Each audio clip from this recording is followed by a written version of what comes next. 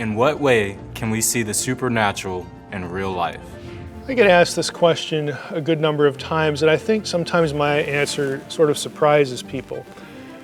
I'm a believer in the supernatural, so of course there are spectacular things that can happen, things that otherwise defy explanation. But to be honest with you, I think that the supernatural is more visible, more present in the things that are not spectacular.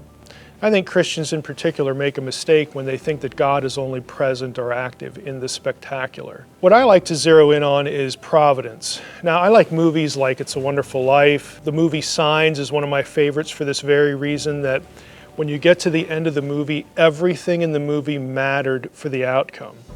You can't see how any of the pieces fit together until you're at the end.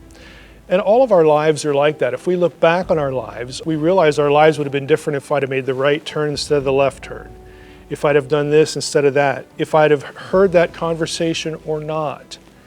And our lives are made up of a whole series of hundreds, maybe even thousands of these sorts of things. And they steer us in a very particular way. Now, we have a choice to make. Is that all accidental, or is there an intelligence behind it? And in my own story, I could sit here and tell you about how I got this job, how I met my wife, how this or that happened. And I would highlight certain things that, I don't really have proof for that in a modern sense.